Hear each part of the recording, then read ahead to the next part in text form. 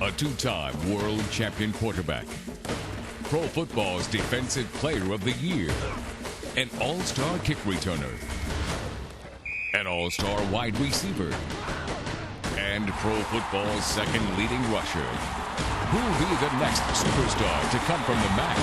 Find out next on the 2009 MAC Gridiron Preview.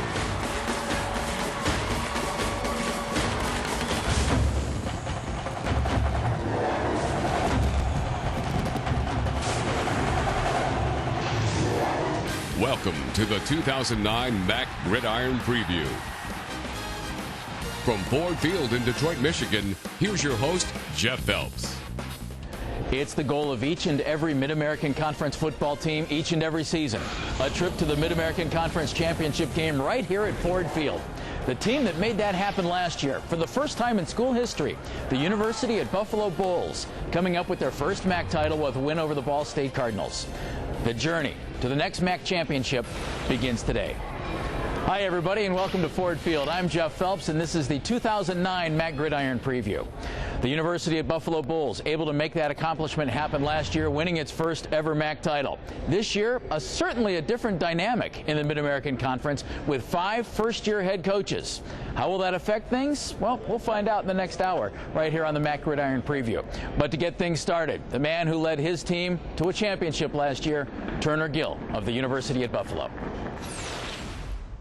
Oftentimes coaches come in, Turner, and they say, I have a 3-year plan, I have a 4-year plan. I don't know if you did, but if you did, it worked. Congratulations on the MAC championship last year in year number 3. Well, thank you. Again, it's an accomplishment for our coaching staff, our program, and obviously our players. And, it came in, wanted to win. It wasn't really a 1-year or 10-year, whatever you want to call it, plan. I was trying to get things done right now and to develop players and to get a cohesiveness with our staff and also with our players. And so I'm just happy with what they did. Our coaching staff is tremendous. The fact that Buffalo had never had a winning season in Division I was one hurdle to clear. How do you do that? How do you clear those hurdles? And most importantly at this point now, how do you sustain success? Well, I think it's just about teaching young men how to handle prosperity. And that's part of development. That's part of teaching people. You're like your own kids. You continue to teach them about things about life. And so we keep it in that perspective about life. And in that way, they can keep everything in the right perspective, the ups, the downs, not ever get too high, not ever get too low, and continue to work hard and believe in each other. And that's really what our philosophy and our vision and for our program has been. How have you been stressing to your players that you're not going to sneak up on anybody? Not that you did last year, but you certainly won't this year. Well, again, we only focus on the things that we can control. I know it's something that people always say, but we really, really talk about that in a deeper way to understand how you stay focused, how you can control the things you can control on the field and off the football field, because sometimes things off the field can influence you on the field. And so we talk about how you do those things as a team, how you help each other, how you develop each other. So, again, we understand that, but we also enjoy it. We always talk about enjoying the college football experience. Dan Lefevre from Central Michigan, you are approaching some serious milestones as far as MAC records go. I know what you're more concerned about is winning a MAC championship. How do you improve your game? How does your team improve its game? Because you've been to 3 straight bowl games, Dan. Yeah, well, I think we improved by, as a unit, making more big plays and less mistakes, not beating yourself. Those are 2 ways to improve real quick. The way that you have thrown the ball throughout your career, you've been part of kind of maybe revolutionizing the MAC offensively. What's that meant to you, that you and your teammates have really picked things up offensively and the rest of the conference has come right along with you? Well, I think, playing in a spread offense and being able to play in the MAC conference gives you an opportunity to have some pretty gaudy numbers. So I'd say it's the biggest thing is just having some experience. We feel fortunate for being able to be kind of leaders in running that offense and having some success last few years in the MAC. Tyler Sheen, you go into a season with a new head coach who happened to be the offensive coordinator at Tennessee. As a quarterback, I would think that would have to be exciting. It's extremely exciting because he has got a good track record with his offenses in the past, and as a head coach in the past, he has a real good track record. So it's very exciting for our program and for me for my senior year. New offense, what do you see you guys doing on the offensive side of the ball? I think we're going to be a lot more explosive than we were last year. We're going to run the ball a little bit more, maybe be under center, but we're not going to change things up too much. But I think it's going to help us be explosive and get some down-the-field throws. As a senior, how tough is it having a new head coach come in, a new system, a new everything for your final year? I mean, it's tough to swallow at first just because you're kind of used to the same things for 3 years, and then now you got to change. But I think myself and all the other seniors have adapted to it, and I think we like the change. So it's not something that I don't think is going to come back and bite us, but it's something that I think we adjusted to, and we're enjoying it now. Did you ever think, Doug Martin, that you would become the elder statesman among the head coaches in the Mid-American Conference going into year number 6? Yeah, that was never the goal, but Jeff, we just put our head down and kept plugging away here, and we're on the verge of doing something good at Kent. If we get some consistency developed during the season, we could have a real good year.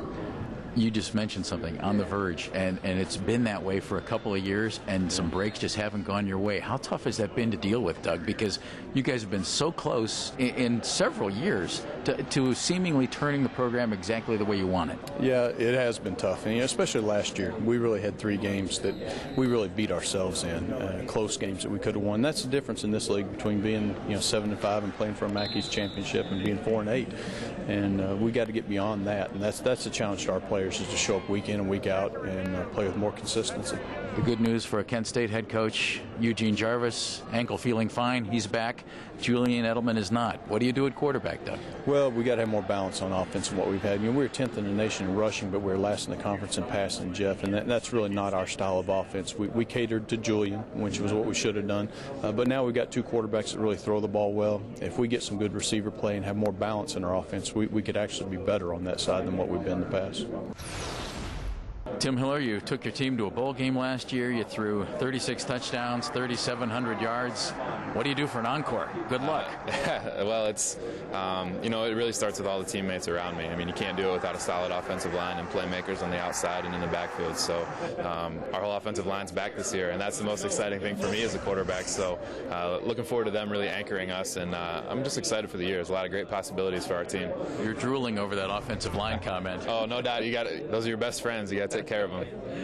The way that you guys throw the football at Western, Coach Cuban obviously loves that kind of an offense. How great is that to play in? That's a lot of fun to play in. When you're a young player, it's a real challenge because there's a lot of responsibility put on the quarterback in our system. And so when you're younger, you're making a lot of audibles, you're learning all the checks, and you make some mistakes when you're younger. But when you get to this point in your career, it's tremendous because you have a lot of responsibility. You have to put a lot of work and preparation in during the week. But when it comes time to play, I mean, the ball's in your hands and you can do what you need to do, and it's a tremendous system to play in. Michael Lewis, senior running back at Ball State, you put up some big numbers last year. Your team put up some big numbers. What kind of a ride was that last year? Oh, it was an excellent ride. Just the fan base around the Muncie community, on campus, walking around, people congratulating you, patting you on your back, telling you what an amazing game you had. It was something good for us, something that a lot of people don't experience in their lifetime, to go undefeated in the regular season, and it was something good for our program also. How do you take that? An undefeated regular season, 12-2 overall, ranked 12th in the nation at one point. How do you take that with a new head coach, your former offensive coordinator, and build on it? You just got to be humble. That's not going to happen every year that you go 12-2. And, this year I think our team, we want to have our own identity. We don't want to live in the past, The past team last year, they didn't win the MAC championship. That's a goal we want. We want to win the MAC championship. We'd like to go 12-0 and just finish the season out, going 14-0. That's a dream. But, we want our own identity. We want to win the MAC championship. What's this football stadium going to mean for your program? What's it going to mean for the Akron Zips? Oh, it's going to mean a lot, especially after the new stadium getting rid of the Rubber Bowl. The fans loving it, the local people in the community loving it, coaches, especially our seniors. Our dorm was actually over there. So, it's crazy to look at now, man. It's so exciting. It really is. Coming up, name tags were in order at MAC Media Day. The conference has 5 new head coaches and a brand new commissioner. They're all ahead on the MAC Gridiron Preview.